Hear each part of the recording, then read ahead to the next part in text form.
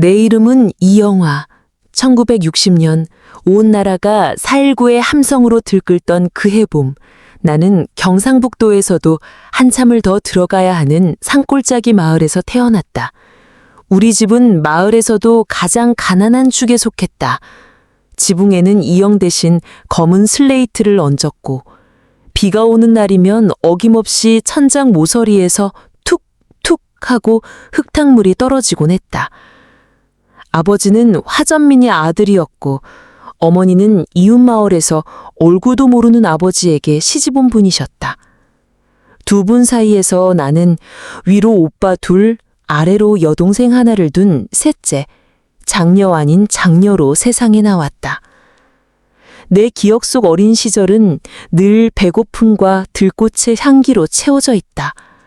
보릿고개라는 말은 책에서 배우는 단어가 아니라 봄이 되면 을에 겪어야 하는 통과 의례 같은 것이었다. 쌀밥은 1년에 딱 2번, 내 생일과 설날에만 구경할 수 있는 귀한 음식이었다. 평소에는 멀건죽에 시래기를 넣고 끓인 꿀꿀이죽이 주식이었고, 그나마도 양이 모자라 늘 허기진 배를 안고 잠자리에 들어야 했다. 하지만 가난하다고 해서 행복까지 가난했던 것은 아니었다. 우리에겐 가난을 이겨낼 우리만의 놀이가 있었다. 봄이 되면 오빠들과 함께 산으로 들로 쏘아다녔다. 진달래꽃을 따서 화전을 부쳐 먹고 찔레꽃순을 꺾어 껍질을 벗겨 먹으면 입안 가득 달콤 쌉싸름한 향이 퍼졌다.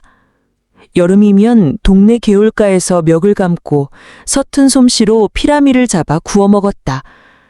서리가 내리기 시작하는 가을이면 잘 익은 감을 서리에 동네 어기 정자나무 아래서 나눠 먹다가 주인 할아버지에게 들켜 혼쭐이 나기도 했다.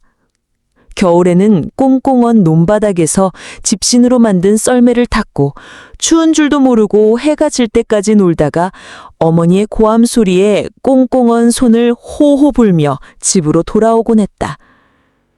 나의 첫 학교는 마을에서 산길을 1시간이나 걸어가야 나오는 작은 분교였다. 책가방 대신 보자기에 책 몇 권과 낡은 공책을 싸서 들고 다녔다. 도시락은 언감생심 꿈도 꿀 수 없었다. 점심시간이 되면 수도가에서 물로 배를 채우고 친구들이 싸운 도시락 반찬 냄새를 맡으며 군침을 삼키는 것이 일상이었다. 그래도 공부가 좋았다. 까만 밤하늘 같던 까막눈에 가나다라 글자들이 하나씩 별처럼 박히는 기분이 신기하고 즐거웠다.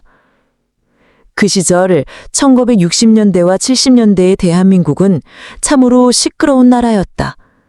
라디오에서 흘러나오는 뉴스는 온통 수출, 증산, 방공 같은 어려운 단어들 뿐이었다. 동네 이장님은 확성기를 들고 다니며 쥐를 잡자, 가족계획을 1차를 외쳐댔고 학교에서는 국민교육헌장을 달달 외워야 했다. 가끔 면소재지에서 대한뉴스라는 흑백 영화를 보여주었는데 화면 속 박정희 대통령의 카랑카랑한 목소리는 우리 같은 시골 아이들에게는 임금님의 목소리나 다름없었다. 우리도 한번 잘 살아보세 라는 노랫말처럼 모두가 허리띠를 졸라매고 잘 사는 나라를 만들기 위해 앞만 보고 달려가던 시절이었다. 우리 마을에도 새마을 운동의 바람이 불어왔다. 남자들은 길을 넓히고 다리를 놓는 부역에 동원되었고 여자들은 흙벽돌을 찍어내고 마을 회관을 지었다. 초가집도 없애고 마을길도 넓히고 하는 새마을 노래를 부르며 땀 흘려 일했지만 삶은 좀처럼 나아지지 않았다. 오히려 오빠들은 이놈의 산골짜기에서는 희망이 없다 하며 하나 둘씩 서울로 부산으로 떠나버렸다. 나 역시 중학교를 졸업할 무렵 선택의 기로에 놓였다. 여자가 무슨 공부냐 하며 밭일이나 도우라는 아버지와 그래도 가시나는 서울 가서 공장이라도 다녀야 사람 구실한다고 믿는 어머니 사이에서 나는 상경을 택했다. 사실 선택이랄 것도 없었다. 찢어지게 가난한 시골집에서 내가 할 수 있는 일은 아무것도 없었기 때문이다. 1977년 늦겨울 나는 그렇게 정든 고향을 떠났다. 완행열차에 몸을 싣고 덜컹거리는 기차 소리에 맞춰 쿵쾅거리는 심장을 안고 서울로 향했다.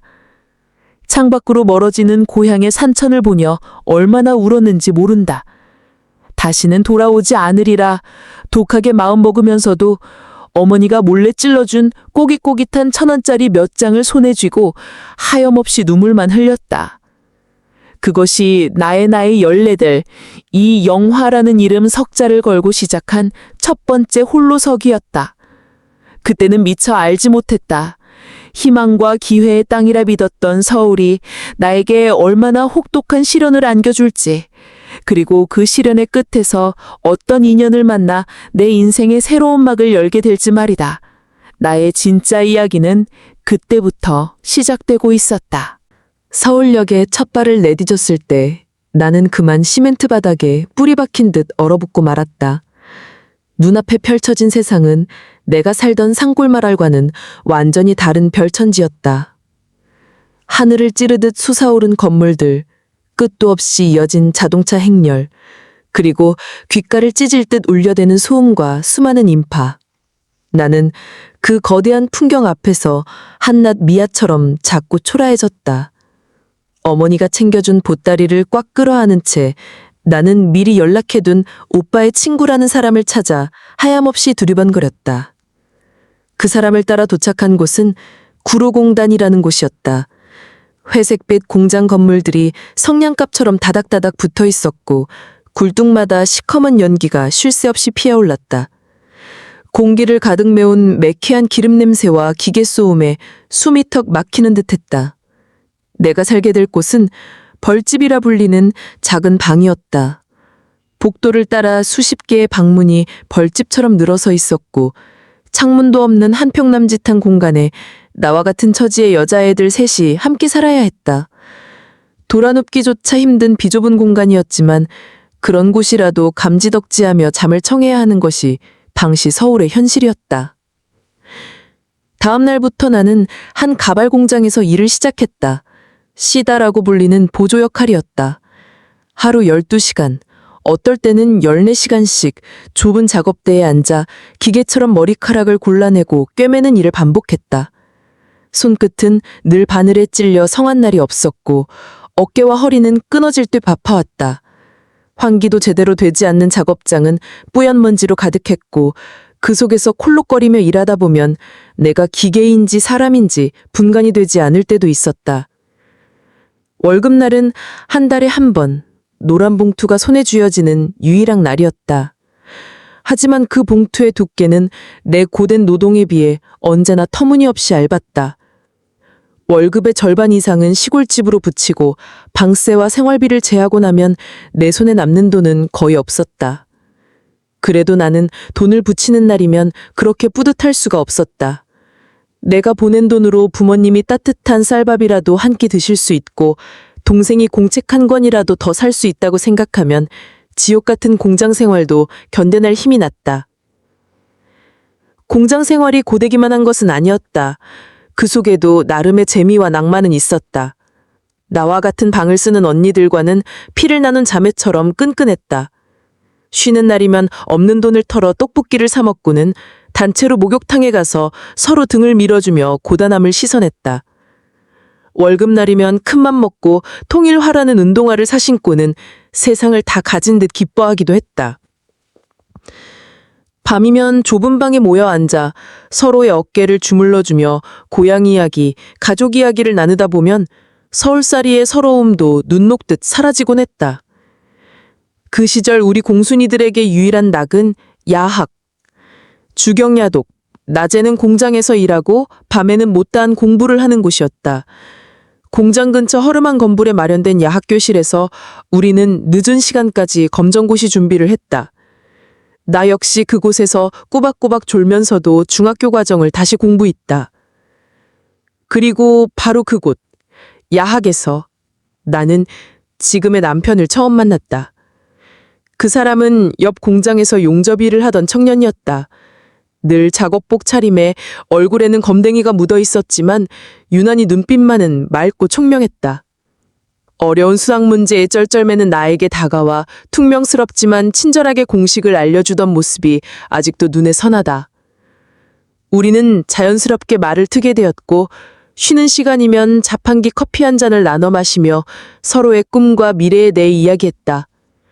그는 언젠가 작은 철공수를 차리는 것이 꿈이라고 했고 나는 그저 이 지긋지긋한 공장 생활을 벗어나 평범한 가정을 꾸리고 싶다고 했다. 우리의 연애는 소박했다. 최고의 데이트는 월급날 공단 근처 분식점에서 라면에 김밥을 나눠 먹는 것이었고 가장 큰 사치는 버스를 타고 멀리 명동에 나가 아이 쇼핑을 하는 것이었다. 그는 가끔 내 퇴근 시간에 맞춰 공장 앞으로 마중 나왔다. 멀리서 나를 발견하곤 무심한 척 손을 흔들어주던 그의 모습. 고된 하루의 피로가 그 순간만큼은 봄눈처럼 녹아내렸다. 어느 늦은 가을밤, 야학 수업을 마치고 돌아오는 길이었다. 그가 갑자기 내 앞에 서더니 주머니에서 반지 하나를 꺼내 밀었다. 번쩍이는 보석 하나 없는 그저 투박한 은반지였다. 영아야, 내 아직 가진 건 없지만 평생 네 손에 물 한 방울 안 묻히고 살게는 못해줘도 네 눈에 눈물은 안 나게 해줄게. 나랑 같이 살래? 나는 아무 말도 하지 못하고 고개만 끄덕였다. 눈물이 왈칵 쏟아졌다. 서울에 올라와 외롭고 서러웠던 순간들이 주마등처럼 스쳐 지나갔다. 그 투박한 은반지는 세상 그 어떤 다이아몬드보다 더 단단하고 따뜻한 약속처럼 느껴졌다. 그렇게 나의 길고 길었던 공장 시절은 막을 내리고 있었다. 한때는 벗어나고 싶은 지옥이었지만 돌아보면 내 청춘의 땀과 눈물과 소중한 인형이 고스란히 배어있는 곳이었다. 나는 이제 공순이 이영아가 아닌 한 남편의 아내, 그리고 새로운 가정을 꾸려갈 주부로서 인생의 이막을 준비하고 있었다. 그의 투박한 은반지는 내 네 번째 손가락에서 어색하게 빛나고 있었다. 반지를 받은 날 이후 우리는 세상을 다 가진 듯 행복했지만 한편으로는 막막한 현실의 벽에 부딪혔다.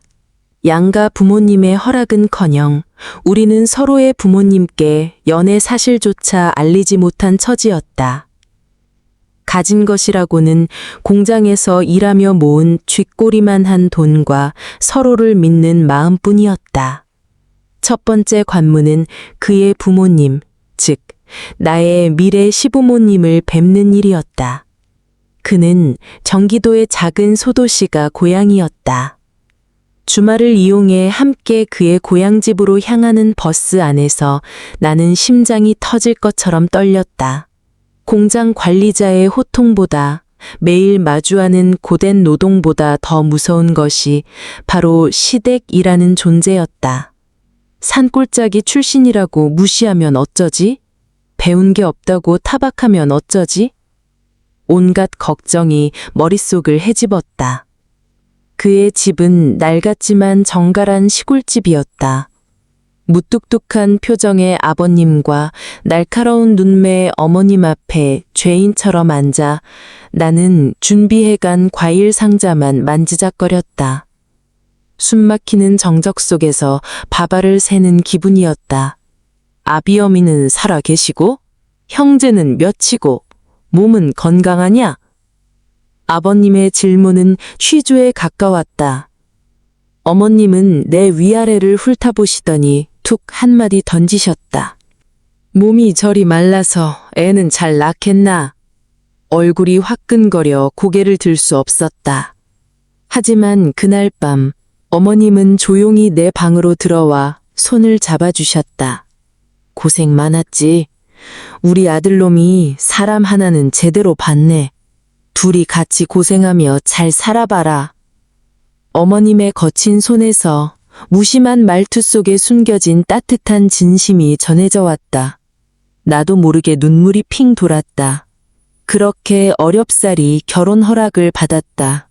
우리 부모님은 네가 좋다면이야 라며 반대 없이 허락해 주셨지만 딸 자식이 또 고생길로 들어서는 것 같아 못내 안쓰러운 표정을 감추지 못하셨다. 1980년 봄, 우리는 결혼식을 올렸다. 면사포도 웨딩드레스도 없는 결혼식이었다. 각자 가진 가장 깨끗한 옷을 꺼내 입고 공단 근처 작은 예식장에 한 찬을 빌려 식을 치렀다. 양가 부모님과 몇몇 가까운 친구들이 전부인 초라한 결혼식이었지만 나는 조금도 부끄럽지 않았다. 남편의 손을 잡고 하객들 앞에 섰을 때 나는 비로소 내 인생의 진짜 주인이 된 것만 같았다. 동네 사진관에서 찍은 흑백 사진 속 우리는 세상 누구보다 행복해 보였다. 우리의 신혼집은 봉천동 산동네의 작은 단칸방이었다. 연탄 아궁이가 딸린 두 사람이 누우면 꽉 차는 작은 방 한 칸. 그것이 우리 부부의 첫 보금자리이자 세상의 전부였다. 남편과 나는 없는 살림에 발품을 팔아 밥상과 옷장, 작은 텔레비전 하나를 들여놓았다. 내가 공장 다닐 때 모아둔 돈으로 산 낡은 재봉틀은 나의 가장 큰 보물이었다. 나는 그 재봉틀로 우리 집의 커튼을 만들고 남편의 낡은 와이셔츠 깃을 고쳐주었다. 결혼과 동시에 나는 공장을 그만두고 주부라는 이름이 생겼다. 공장의 컨베이어 벨트 대신 나는 이제 밥상과 빨랫줄이라는 새로운 벨트 위에 올라탄 기분이었다. 새벽같이 일어나 남편의 아침밥을 차리고 정성껏 싼 도시락을 그의 손에 들려보내는 것으로 나의 하루가 시작되었다. 남편이 출근하고 나면 텅 빈 방에는 나 혼자 남겨졌다. 시끌적적하던 공장 기숙사와는 다른 고요함이 낯설고 외롭게 느껴질 때도 있었다. 하지만 나는 이내 새로운 역할에 적응해 나갔다. 꼬박꼬박 가계부를 쓰며 살림을 꾸려나가는 재미. 서툰 솜씨로 만든 음식을 남편이 맛있게 먹어줄 때의 뿌듯함. 동네 시장 상인들과 흥정을 하며 콩나물 한 줌이라도 더 얻었을 때의 소소한 기쁨. 그런 것들이 나의 새로운 일상이 되었다.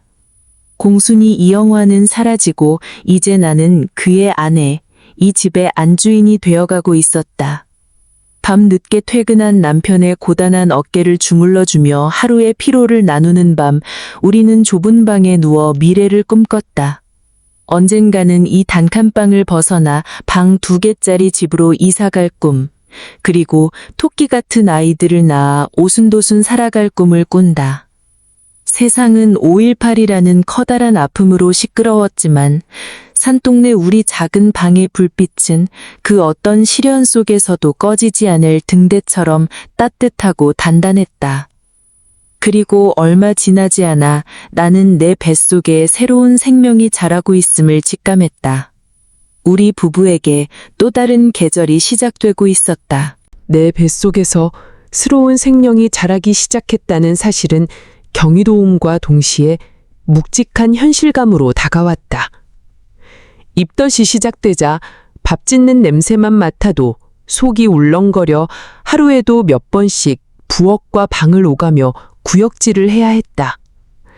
남편은 그런 나를 볼 때마다 안쓰러워 어쩔 줄 몰라 하면서도 막상 해줄 수 있는 것이 없어 제 머리만 긁적일 뿐이었다. 1981년 벚꽃이 흩날리던 봄날, 나는 10시간이 넘는 진통 끝에 아들을 낳았다.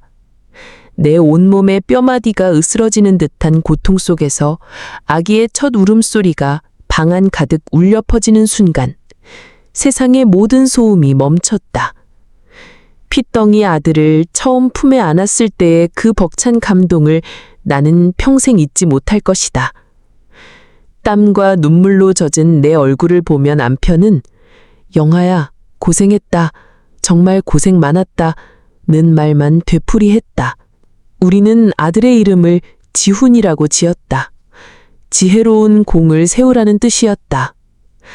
하지만 아들을 낳은 기쁨은 잠시, 곧 육아전쟁이라는 이름의 혹독한 현실이 시작되었다. 갓 태어난 아들은 밤낮을 가리지 않고 울어댔고 나는 두세 시간에 한 번씩 일어나 젖을 물리고 기저귀를 갈아야 했다.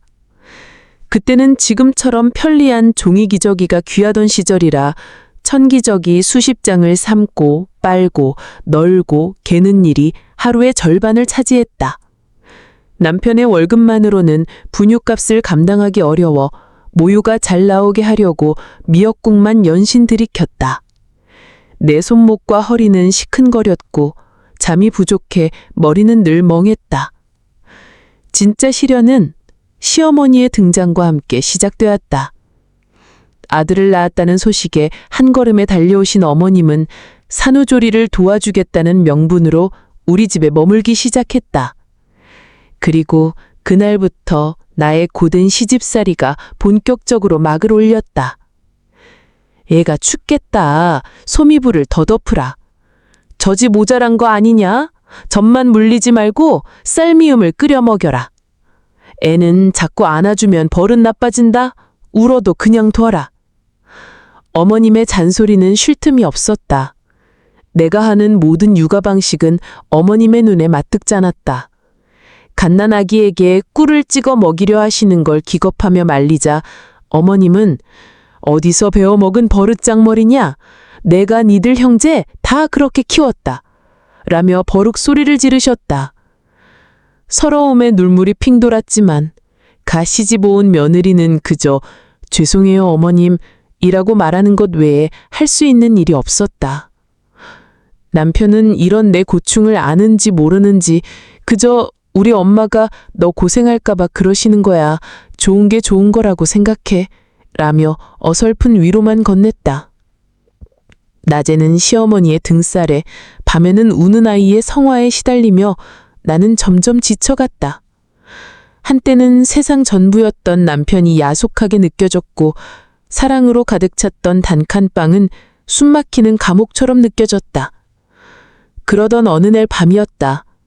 칭얼대는 아들을 겨우 재우고 부엌에 나와 보니 남편이 퇴근길에 사온 붕어빵 한 봉지가 덩그러니 놓여 있었다.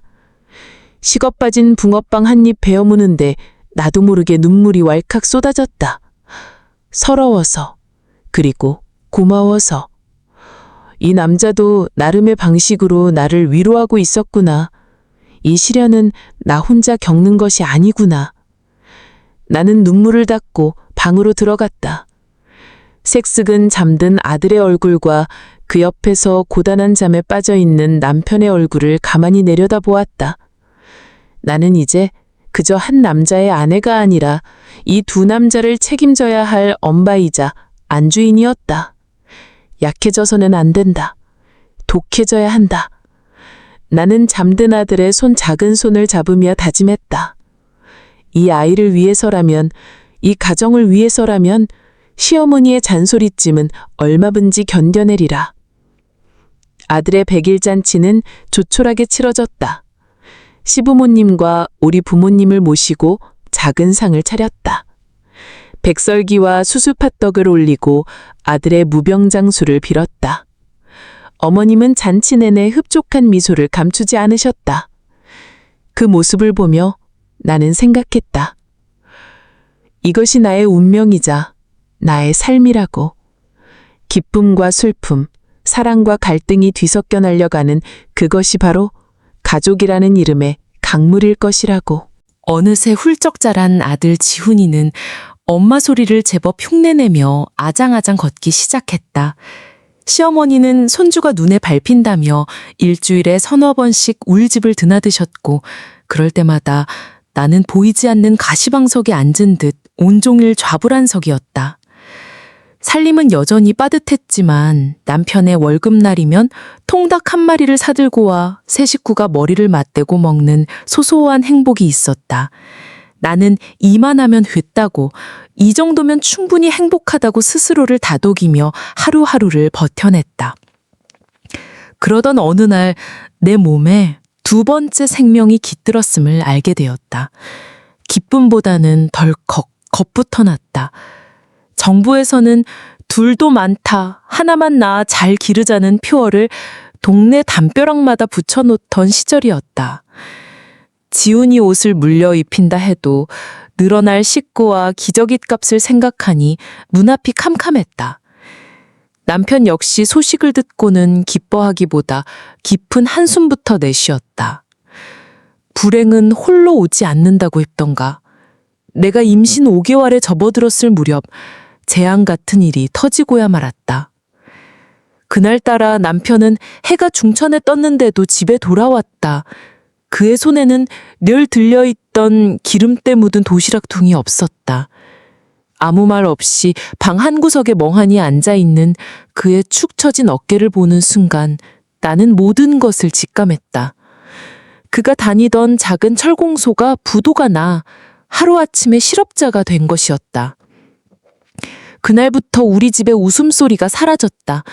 남편은 일자리를 구하러 나서는 대신 매일같이 막걸리와 소주를 입에 털어넣었다.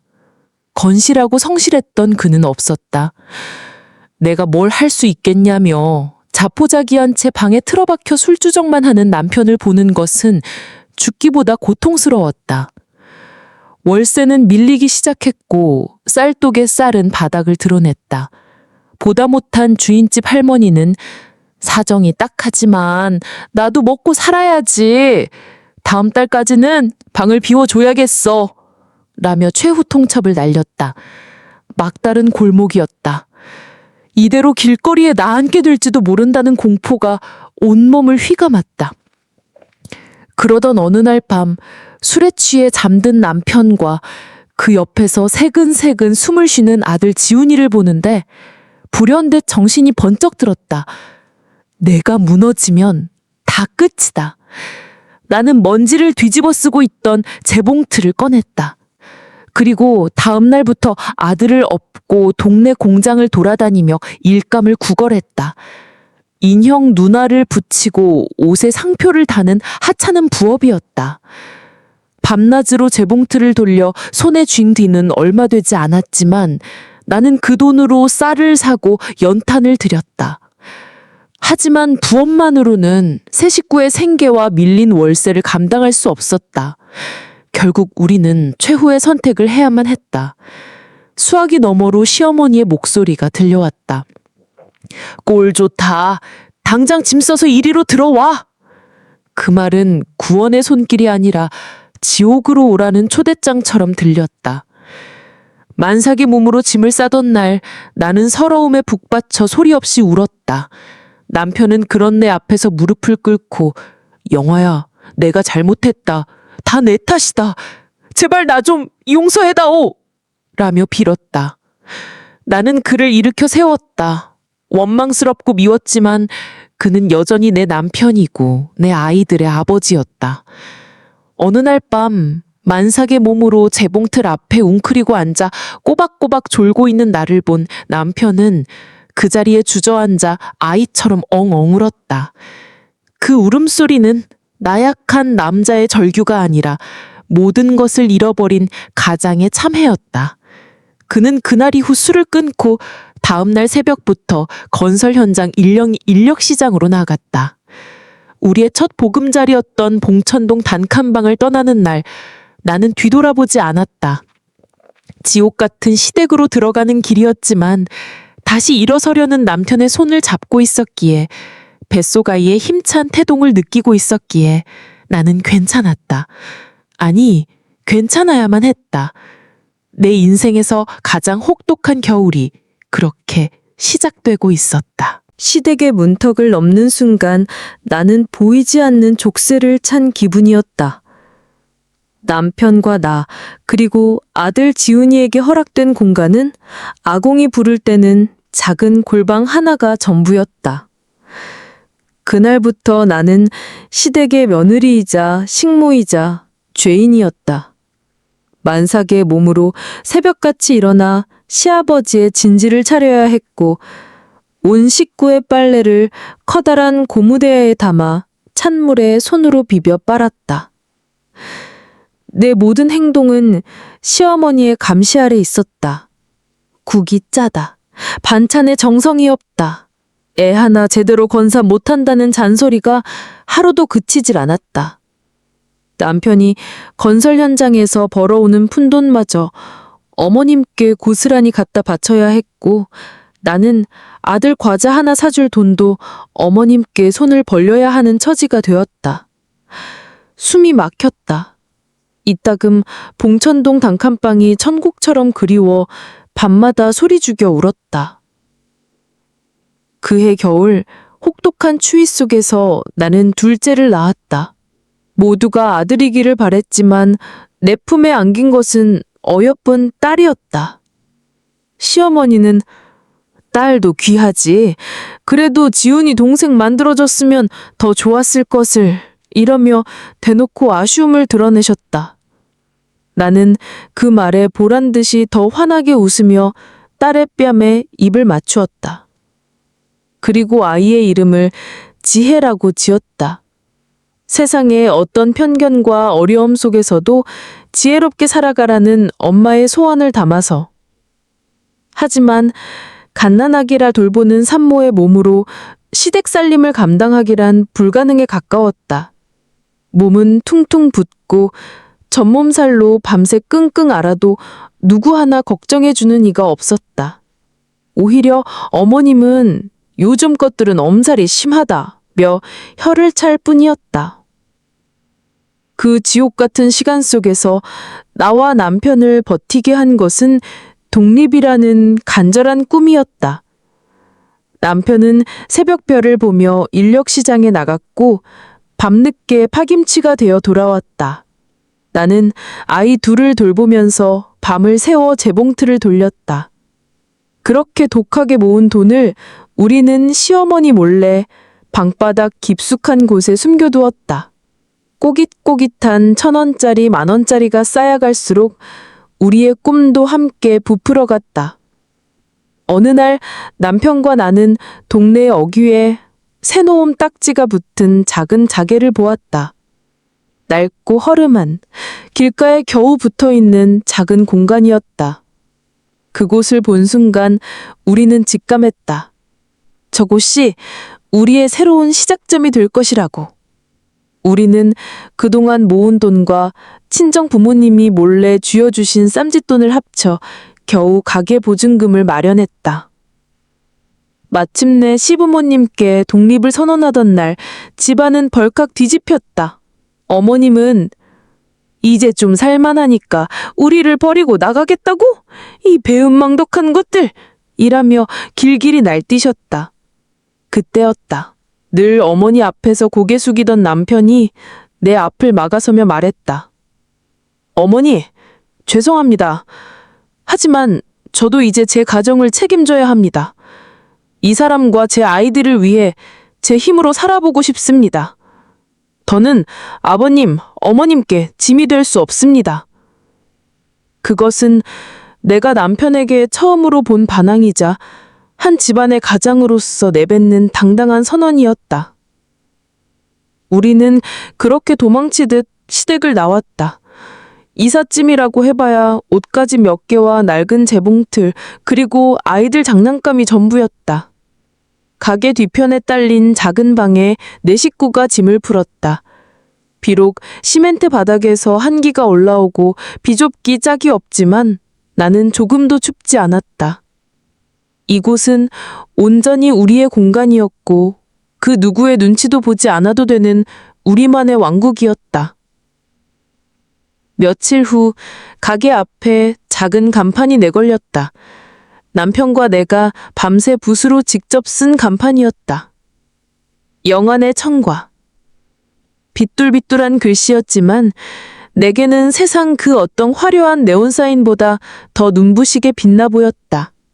1988년 온 나라가 서울올림픽의 열기로 들떠있던 그 해 우리는 그렇게 세상에 우리만의 깃발을 꽂았다. 이제 실패는 없었다. 실패해서는 안 되었다. 나와 남편 그리고 두 아이의 인생이 그 작은 가게에 달려 있었다. 영환의 청과의 하루는 동트기 전 새벽 4시에 시작되었다. 남편은 낡은 트럭을 몰아 가락동 농수산물 시장으로 향했고 나는 가게 앞을 쓸고 물을 뿌리며 손님 맞을 준비를 했다. 아이들은 가게 뒤편 작은 방에서 곤히 잠들어 있었다. 남편이 싱싱한 과일과 채소를 한가득 싣고 돌아오면 우리는 함께 물건을 내리고 보기 좋게 진열했다. 새벽 시장 물건이 제일 싱싱한겨? 오늘 사과는 꿀맛이네, 꿀맛? 남편의 활기찬 목소리에 맞춰 나는 덤을 얹어주는 넉넉한 인심으로 손님들을 맞았다. 장사는 고됐다. 하루 종일 서서 일해 다리는 퉁퉁 부었고 겨울에는 손발이 깨질 듯 시려왔다. 하지만 우리는 행복했다. 남의 집 살이의 서러움도 공장의 억압도 없는 이곳에서 우리는 온전한 주인이었다. 땀 흘린 만큼 돈을 벌었고 그 돈으로 아이들 학원에도 보내고 가끔은 외식으로 돼지갈비를 뜯는 사치도 부릴 수 있었다. 우리는 가게 뒤편 단칸방을 벗어나 동네의 작은 연립주택으로 이사도 했다. 비록 빚을 내에 얻은 전셋집이었지만 방 3칸짜리 우리 집에 처음 들어가던 날 내 식구는 서로를 부둥켜 안고 펑펑 울었다. 그렇게 10년 가까이 우리는 개미처럼 일했다. 지훈이는 어느새 듬직한 중학생이 되었고 딸 지혜는 수줍음 많은 초등학교 고학년이 되었다. 아이들은 학교가 끝나면 가게로 와 숙제를 하고 서툰 솜씨로 장사를 돕기도 했다. 이만하면 됐다. 찢어지게 가난했던 지난날은 아득한 옛 이야기 같았다. 하지만 그 평화는 오래가지 않았다. 1997년 겨울 텔레비전에서는 연일 IMF 구제금융이라는 알 수 없는 단어가 흘러나왔다. 처음에는 그저 남의 나라 이야기인 줄만 알았다. 그러나 얼마 지나지 않아 우리 동네에도 칼바람이 불어닥치기 시작했다. 이웃 가게들이 하나둘 문을 닫았고 단골 손님들의 발길도 뚝 끊겼다. 과일은 사치품이 되었고 사람들은 콩나물 한 봉지를 사면서도 몇 번이고 망설였다. 매출은 반토막이 났고 애써 들여온 과일들은 팔리지 않아 가게 한 구석에서 썩어나갔다. 우리는 썩기 직전에 과일을 밥 대신 먹으며 하루하루를 버텼다. 남편과 나는 날카로워졌고 그때 시댁에서 그냥 살걸. 누가 장사하자고 했냐며 서로에게 상처 주는 말을 내뱉기도 했다. 평생의 노력이 물거품이 될지도 모른다는 공포가 우리를 짓눌렀다. 그러던 어느 날 뉴스에서 금 모으기 운동에 대한 소식이 나왔다. 나라를 살리기 위해 온 국민이 장롱 속에 숨겨둔 금을 내놓고 있었다. 그 모습을 멍하니 보던 남편이 내 손을 잡았다.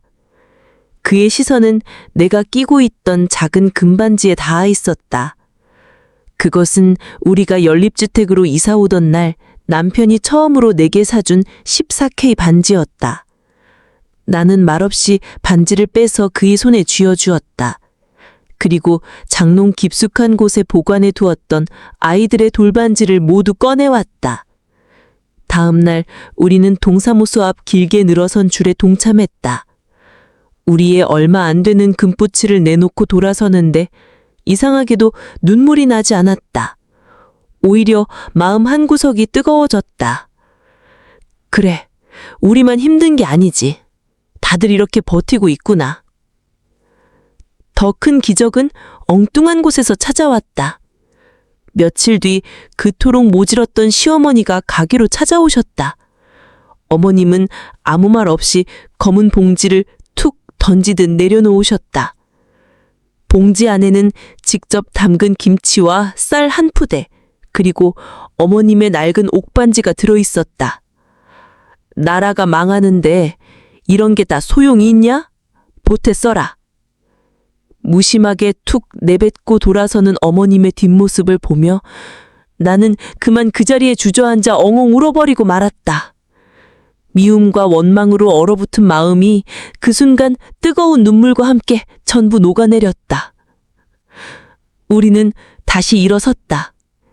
비싼 과일 대신 싼 값에 들여온 채소와 두부, 콩나물을 팔았다. 나는 직접 김치와 밑반찬을 만들어 팔기 시작했다. 아이들도 팔을 걷어붙이고 나섰다. 위기는 우리 가족을 더 단단하게 묶어주었다. IMF의 긴 터널은 쉽사리 끝나지 않았다. 하지만 우리는 더 이상 두렵지 않았다. 가장 소중한 것을 지키기 위해 기꺼이 모든 것을 내놓을 수 있는 용기와 가장 힘들 때 손을 내밀어주는 가족의 사랑. 우리는 이미 세상에서 가장 값진 것을 가지고 있었기 때문이다. IMF의 혹독한 터널을 지나 2000년대에 들어서자 세상은 언제 그랬냐는 듯 빠르게 변해갔다. 우리 가게도 서서히 안정을 되찾았고 빚도 모두 갚았다. 이제는 정말 두 다리 뻗고 잘 수 있겠구나 싶었지만 자식은 부모에게 새로운 숙제를 안겨주는 존재였다. 우리 부부에게 닥친 새로운 고민은 바로 자녀 교육이었다. 아들 지훈이는 무서운 속도로 머리가 굵어지는 사춘기를 겪고 있었다. 방문을 걸어 잠그는 날이 많아졌고 우리 부부와의 대화도 눈에 띄게 줄었다. 남편은 사내 자식이 다 저한 것이라며 대수롭지 않게 여겼지만 나는 아들의 마음이 멀어지는 것 같아 속이 새까맣게 타들어갔다. 그 시절 아이들의 세상은 온통 PC방과 인터넷이라는 신세계로 채워져 있었고 새벽 시장과 가게가 세상의 전부였던 우리 부부는 아들의 언어를 도무지 따라갈 수가 없었다. 설상가상으로 대한민국에는 대학 입시라는 거대한 전쟁이 불어닥쳤다. 옆집 영희 엄마는 아들 과외비로 한 달에 100만 원을 쓴다더라. 누구네는 강남 족집게 학원에 보낸다더라는 소문이 파다했다. 우리도 뒤처질 수 없다는 불안감에 허리띠를 졸라매고 지훈이를 논술학원, 수학학원에 보냈다. 과일 몇 상자를 팔아야 겨우 감당할 수 있는 비싼 학원비였지만 자식의 미래가 걸린 일이니 아까운 줄도 몰랐다. 그 무렵 내 몸에도 이상 신호가 찾아왔다. 갑자기 얼굴이 화끈거리고 밤에는 식은땀을 흘리며 잠에서 깨기 일쑤였다. 별것 아닌 일에 울컥 눈물이 쏟아졌고 가슴 한구석이 텅 빈 것처럼 허전했다. 의사는 갱년기라고 했다. 여자라면 누구나 겪는 과정이라고 했지만 나는 내가 더 이상 여자가 아닌 늙어가는 존재가 되었다는 사실을 받아들이기 힘들었다. 남편은 이런 내 고통을 이해하지 못했다. 나이 들면 다 그런 거지. 유난 떨지 마. 그의 무심한 한마디는 비수처럼 내 가슴에 꽂혔다. 아이들은 점점 집을 빈 둥지처럼 만들어가고 남편은 내 마음을 몰라주고 나는 텅 빈 가게에 홀로 앉아있는 시간이 많아졌다. 내 인생은 이제 여기서 끝나는 걸까? 평생 가족을 위해 헌신한 결과가 고작 이런 허무함일까? 우울감이 늪처럼 나를 덮쳐왔다. 그러던 어느 날 우연히 동네 주민센터에 붙은 주부 노래교실 수강생 모집 공고를 보게 되었다.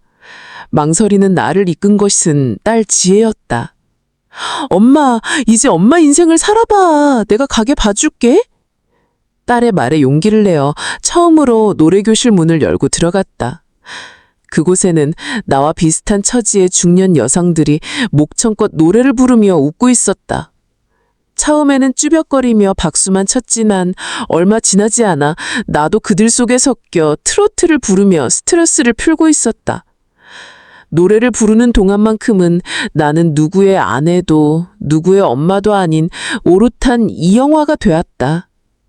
노래교실에서 만난 친구들과 수다를 떨고 함께 등산을 다니며 나는 서서히 나 자신을 되찾아갔다. 내 인생이 아직 끝나지 않았음을, 나에게도 나만의 즐거움을 누릴 권리가 있음을 깨닫게 된 것이다. 시간은 흘러 지훈이는 길고 길었던 수험생 생활을 끝내고 서울의 한 대학에 합격했다. 합격자 발표가 나던 날 우리 세 식구는 서로를 부둥켜 안고 한바탕 눈물을 쏟아냈다. 고생한 아들이 대견했고 그 뒷바라지를 위해 헌신한 우리 부부의 세월이 파노라마처럼 스쳐 지나갔다. 아이들은 그렇게 제 길을 찾아 떠나고 나 역시 내 인생의 새로운 즐거움을 찾으며 우리 가족은 또 다른 계절을 맞이하고 있었다. 2010년대에 들어서자 세상은 스마트폰이라는 작은 기계 하나로 모든 것이 통하는 시대가 되었다. 우리 부부도 어느덧 50대 중반을 훌쩍 넘었고 20년 넘게 지켜온 영환의 청과는 동네의 터줏대감이 되어 있었다. 대학생이 된 아들 지훈이는 어엿한 청년으로 자라 졸업 후 번듯한 회사에 취직했고 조용하지만 속 깊던 딸 지혜는 자신의 꿈을 좇아 작은 출판사의 디자이너가 되었다. 자식들이 모두 제 밥벌이를 하게 되자 우리 부부의 어깨를 누르던 무거운 짐도 한결 가벼워졌다. 그러던 어느 날 아들 지훈이가 조심스럽게 여자친구를 소개했다. 참하고 고운 인상의 아이였다. 둘은 결혼을 생각하고 있다고 했다. 아들의 결혼 소식에 기쁜 마음이 들면서도 가슴 한편이 철렁 내려앉았다. 내가 이제 시어머니가 되는구나. 한때는 이름만 들어도 치가 떨리던 그 이름. 나는 며느리감을 볼 때마다 날카로운 눈으로 훑어보던 내 시어머니의 얼굴을 떠올렸다. 그리고 다짐했다. 나는 절대로 그런 시어머니가 되지 않으리라. 며느리 될 아이의 손을 따뜻하게 잡아주며 나는 딱 한마디만 했다. 두 사람이 좋으면 됐다. 부족한 집안이지만 우리 아들 잘 부탁한다. 훗날 며느리는 그때 내 한마디가 너무나 큰 위로가 되었다고 했다. 그렇게 나는 악연처럼 이어진 시집살이의 대물림을 내 손으로 끊어냈다. 세월은 사람만 늙게 하는 것이 아니었다. 평생 무쇠 같던 남편의 몸도 여기저기 고장이 나기 시작했다. 혈압이 높아져 매일 약을 먹어야 했고 새벽 시장에서 무거운 짐을 나르던 허리는 고질병이 되었다. 어느 날 남편은 가게 일을 마치고 돌아와 허리를 붙잡고 주저앉았다. 병원에서는 더 이상 무리하면 안 된다는 진단을 내렸다. 그날 밤 우리는 오랫동안 미뤄왔던 이야기를 꺼냈다. 바로 영환의 청과를 그만두는 일이었다. 20년 넘게 우리의 생계이자 자부심이자 세상의 전부였던 가게. 그곳을 떠난다는 것은 내 삶의 일부를 도려내는 것과 같은 아픔이었다. 하지만 이제는 멈춰야 할 때임을 우리 부부는 알고 있었다. 우리는 가게를 정리했고 마지막 날 텅 빈 가게의 셔터를 내리며 남편과 나는 말없이 서로의 어깨를 다독였다. 가게를 그만두자 우리 부부에게는 어색한 침묵이 흘렀다. 평생 일만 보고 달려왔기에 둘만 남겨진 시간이 낯설고 서먹했다. 그러던 나를 이끈 것은 남편이었다. 영화야, 우리 이제 그동안 못했던 구경이나 실컷 하고 살자. 남편은 노래교실 친구들과 등산 가는 날을 곧잘 따라 나섰고 우리는 함께 산을 오르며 예전에는 미처 나누지 못했던 속 깊은 이야기들을 나누었다. 함께 땀 흘리고 함께 정상에 올라 김밥을 나눠 먹으며 우리는 비로소 동업자나 부모가 아닌 서로의 인생을 함께 걷는 동반자가 되어가고 있었다. 어느덧 60하고도 6태. 내 이름은 이영화. 이제는 두 손주의 할머니가 되었다. 아들 지훈이가 낳은 쌍둥이 형제는 내 삶에 찾아온 마지막 선물과도 같았다. 갓난아기들을 품에 안고 있으면 까마득한 옛날 지훈이와 지혜를 처음 안았던 그날의 감동이 되살아나곤 한다. 엄마, 얘들 좀 봐줘. 힘들어 죽겠어. 라며 하소연하는 아들의 모습을 볼 때면 나는 너희 둘을 시어머니 모시고 키웠다 이놈아. 라는 말이 목구멍까지 차오르지만 그저 웃으며 손주들의 기저귀를 갈아준다. 이제는 그런 것들이 인생의 소소한 재미라는 것을 안다. 몇 해 전 시어머니는 오랜 지병 끝에 돌아가셨다. 임종 직전 잠시 정신이 돌아온 어머님은 내 손을 잡고 미안했다. 그리고 고마웠다는 한마디를 남기셨다. 그 한마디에 내 가슴속에 남아있던 모든 응어리가 눈 녹듯 사라졌다. 미움도 원망도 결국 세월 속에서 희미해지고 용서로 남는다는 것을 그때 깨달았다. 얼마 전 남편과 나는 큰맘 먹고 내 고향 경상북도 산골마을을 찾아갔다. 내가 떠나온 지 거의 50년 만이었다. 내가 살던 초가집도 매일같이 넘나들던 산길도 친구들과 몇 감던 개울도 모두 사라지고 아파트와 신장로가 들어서 있었다. 모든 것이 변했지만 마을을 병풍처럼 둘러싼 푸른 산세만은 예전 그대로였다. 그 산을 바라보며 나는 배고픔에 들꽃을 따먹던 가난한 소녀 이영화를 떠올렸다. 돌아오는 차 안에서 남편이 물었다. 후회 안 해? 나 만나서 고생만 한 거? 나는 웃으며 그의 손을 잡았다. 후회는 무슨? 당신 만나서 아이들도 낳고 내 가게도 갖고 이렇게 호강하며 사는데. 진심이었다. 비록 굽이굽이 눈물과 한숨의 고갯길이 많았지만 그 모든 길의 끝에는 늘 당신과 우리 아이들이 있었다. 나는 요즘 아파트 베란다에서 작은 텃밭을 가꾼다. 상추와 고추, 방울토마토가 하루가 다르게 자라는 모습을 보는 것이 새로운 낙이다. 가끔 노래교실 친구들과 만나 실컷 수다를 떨고 주말이면 남편과 손잡고 가까운 산에 오른다. 그리고 저녁에는 온 가족이 모여 함께 밥을 먹는다. 이 평범하고 소박한 일상이 내가 평생을 바쳐 지키고 싶었던 행복의 진짜 모습이라는 것을 나는 이제 안다. 내 이름 이영화, 꽃뿌리 영, 꽃화. 꽃처럼 아름다운 인생을 살라는 뜻으로 아버지가 지어주신 이름이다. 돌이켜보면 내 인생이 화려한 꽃과 같지는 않았다. 오히려 거친 들판에 피어난 이름 모를 들꽃에 가까웠다.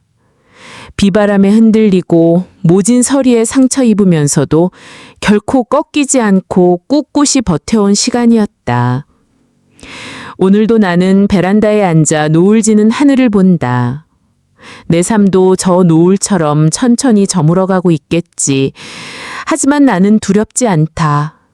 내 삶이라는 한 편의 영화는 비록 화려한 주인공은 아니었지만 나름대로 해피엔딩을 향해 가고 있음을 알기에 나는 내 삶을 사랑한다. 그리고 이 영화의 마지막 장면까지 나는 기꺼이 행복하게 살아갈 것이다.